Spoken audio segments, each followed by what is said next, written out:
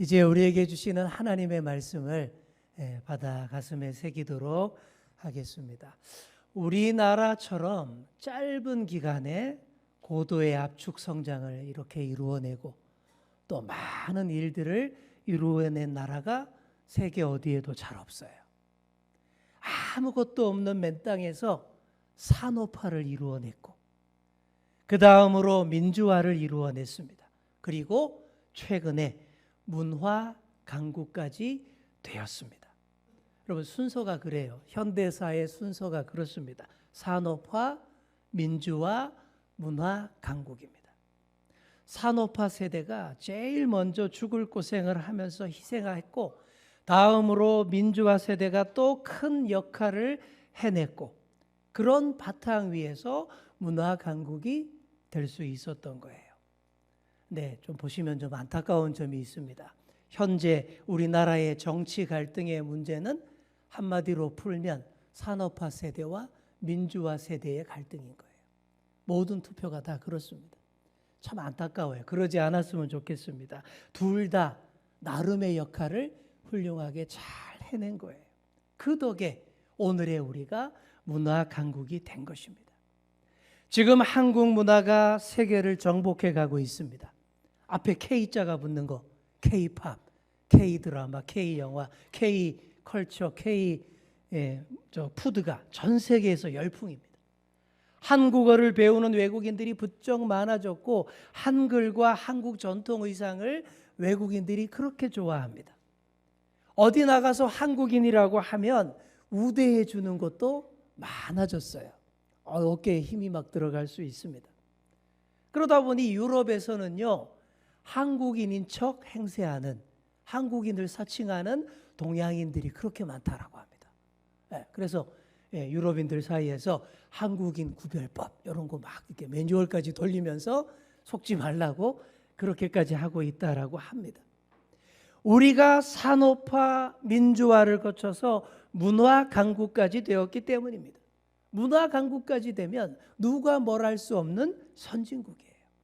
우리가 다 선진국의 시민인 줄 믿습니다. 뭐 인정 못하시는 분들도 있겠지만 일단 자부심을 가지는 것이 좋습니다. 선진국 시민임을 자랑스러워하시고 성숙한 시민의식을 보여주시기 바랍니다. 자, 우리 옆에 계신 분께 한번 이렇게 말해주겠습니다. 우리가 선진국 시민이랍니다. 아멘. 오늘 본문에 보시면요, 당당한 선진국 시민이 나옵니다. 누굴까요? 우리의 사도 바울입니다. 정말 선진국 시민다운 당당함을 보여주고 있어요. 어떤 모습인지 우리 본문 속으로 들어가 보도록 하겠습니다. 가이사랴에서 로마 총독 벨릭스의 재판을 받은 바울이 석방되지 못하고 2년 동안이나 구류를 당했습니다. 벨릭스 총독이 유대인들의 눈치를 살피느라 그리고 바울에게서 뇌물을 받을 목적으로 재판을 질질 끌며 바울을 풀어주지 않았기 때문이에요. 그러다가 총독이 바뀌게 됩니다. 포악하고 탐욕스럽던 벨릭스 총독이 잘렸어요. 대신에 보르기오 베스도라는 새 총독이 부임하게 됩니다. 이 신임 총독이 부임한 지 3일 만에 유대 유력 인사들을 만나러 예루살렘으로 올라갔어요. 그랬더니 기다렸다는 듯 유대 지도자들이 새 총독에게 막 들러붙습니다. 온갖 듣기 좋은 말로 다 아부를 했고 그리고 아주 그럴듯한 말로 바울을 고발했습니다. 그러면서 바울을 다시 예루살렘으로 이송해서 종교 재판하게 해달라 요청을 합니다. 생각만 해도 끔찍합니다. 여러분 다 아시잖아요. 예수님을 십자가에 못 박았고 2년 전 바울도 십자가에 못 박을 뻔했던 그 종교 재판, 그겁니다. 그 재판에 또 나가면 바울은 이번에 100% 아니 200% 사형입니다. 아니 예루살렘까지도 안 갈 거예요. 호송에 가는 그 길 중간에서 매복했다가 바울을 죽이려고 지금 모의를 다 해놨습니다. 기억나시죠? 전에도 바울을 죽이기 전에는 먹지도 마시지도 않겠다라고 작정했던 40명이 똑같이 그렇게 매복하고 그랬지 않습니까? 그런데 천부장의 활약으로 배만 쪼르륵거리 고프고 아무것도 못하고 끝났잖아요. 그 실패했던 작전을 또 한 번 또 시도하려고 집요하게 이러는 것입니다. 새 총독이 이들의 음모를 간파해내지 못하고 그 요구를 받아들인다면 바울은 꼼짝없이 살해당할 수밖에 없습니다. 이런 위험성을 다 아는 바울이 열심히 기도했을 거예요. 본문에는 안 나오지만 유대인들의 악한 뜻대로 되지 않게 해달라고 간절히 기도했을 것입니다. 다행히도 신임 총독이 상식적인 사람이라 간교한 유대인들의 요구를 거절합니다. 바울이 멀리 가이사랴에 있고 재판장인 총독 자신도 이제 며칠 후면 그 총독 관저로 가이사랴로 돌아갈 텐데 굳이 이 예루살렘으로 바울을 데려올 필요 없다라는 거예요. 니들이 가이사랴로 오세요. 이렇게 됩니다.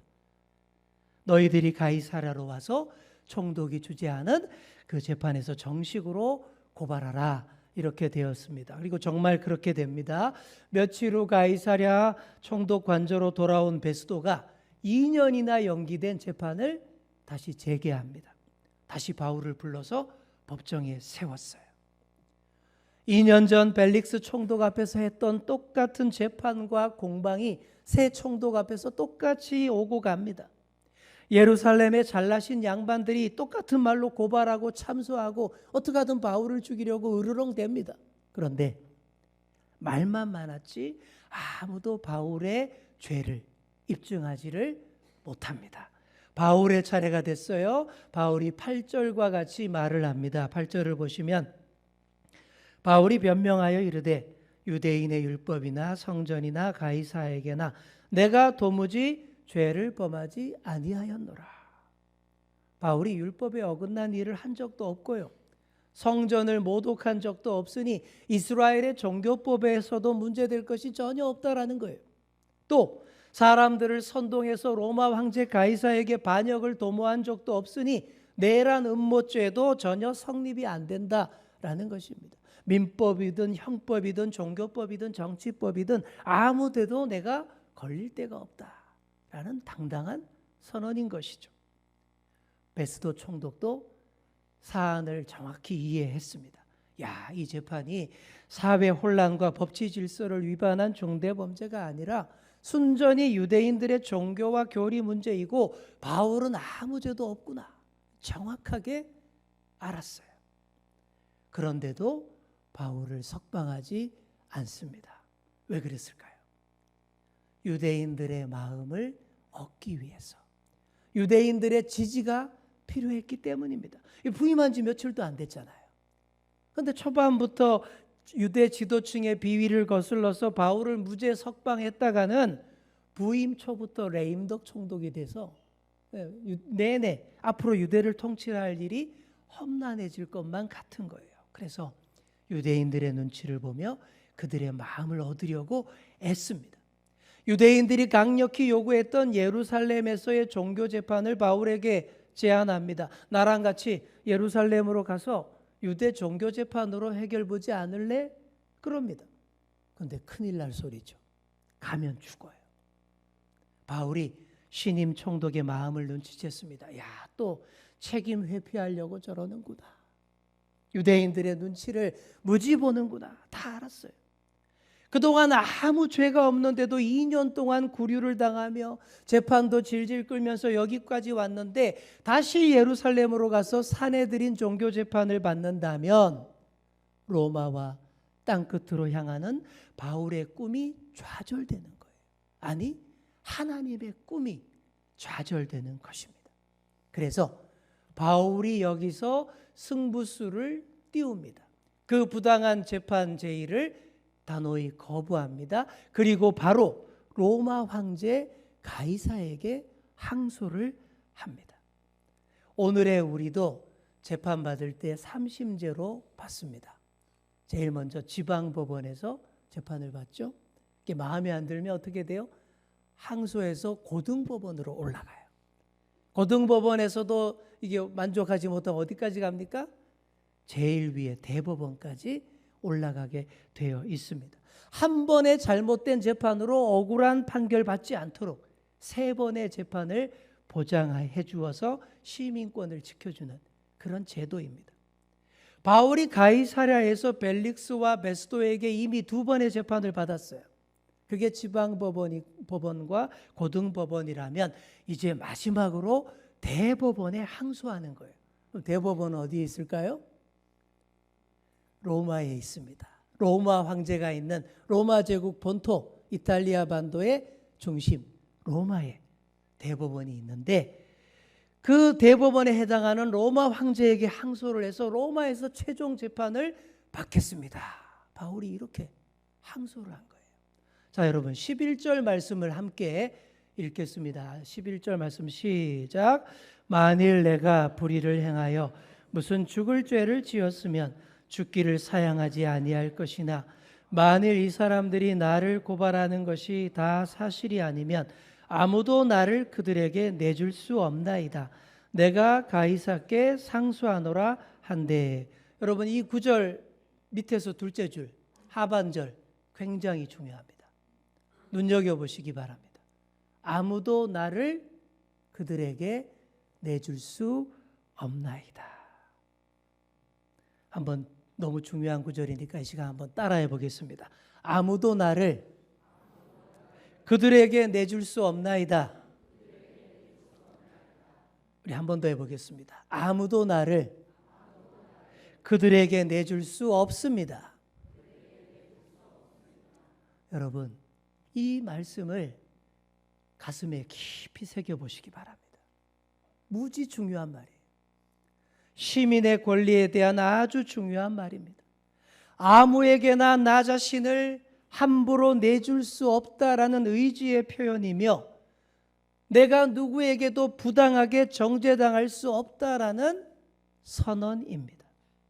여기에서부터 나를 지키고 우리 모두를 지키는 시민권이 시작되는 거예요. 오래도록 우리가 스스로를 잘 지키지 못하는 아픈 역사를 거쳐왔습니다. 분명히 아무 죄가 없는데도 짓눌려서 아무 말도 못하던 세월을 살아왔고 분명히 내가 피해자인데도 가해자에게 짓눌려 꼼짝 못하고 숨어들던 때가 많았습니다. 그러면 더욱더 스스로를 못 지켜요. 다 내어주게 되고 다 빼앗기게 됩니다.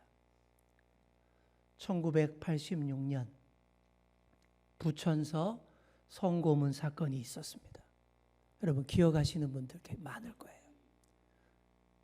서울대학을 중퇴하고 인권운동을 하던 권인숙 씨가 부천경찰서에 연행되었는데 신문하는 과정에서 문기동이라는 형사가 추악한 성고문을 가한 그런 사건이에요. 그 사건이 공권력의 협박과 피해자의 수치심 때문에 쉬쉬하며 그냥 묻힐 상황이었습니다. 지금은 그렇지 않지만 그때만 해도 여성들이 수치심 때문에 다들 침묵하는 그런 선택을 하던 그런 때였어요. 하지만 권인숙 씨는 아주 용기 있는 선택을 합니다. 자신이 당한 성고문 사실을 외부에 알리고 문기동 형사를 강제추행 혐의로 인천지검에 고소합니다. 용기를 내서 끝까지 싸웁니다. 이 사건이 언론에 크게 알려졌고 사람들을 큰 충격에 빠뜨렸어요. 와, 일제시대도 아닌데 요즘도 이런 추악한 짓을 공권력이 자행하는구나. 많은 시민들을 분노케 했고 거리로 나가게 만들었고 이게 민주화 운동 1987년 6.29 선언 이전에 도화선이 된 한 출발점이 되기도 했습니다. 전근대적이고 반인권 반시민적이던 이 사회를 바꾸어 놓는 아주 중요한 분수령이 되었습니다. 그때 이 권인숙 씨가 얼마나 고통스러웠고 수치스러웠겠습니까? 하지만 부끄럽다고 침묵하고 넘어가면 그게 더 자신을 다 내어주고 뺏기는 일이라 생각했습니다. 그래서 나를 저들에게 절대 내어줄 수 없다며 결단했던 것이 그 시작이었던 것입니다. 사랑하는 성도 여러분, 함부로 나를 내어주시면 안 됩니다. 우리가 다 하나님의 형상을 닮은 소중한 존재이기 때문입니다. 어느 누구에게도 부당하게 나를 뺏길 수 없어요. 그러니 폭력과 불의에 절대 나를 내주지 마시기 바랍니다. 힘센 자에게 굴복해서 나를 내주지 마시기 바랍니다.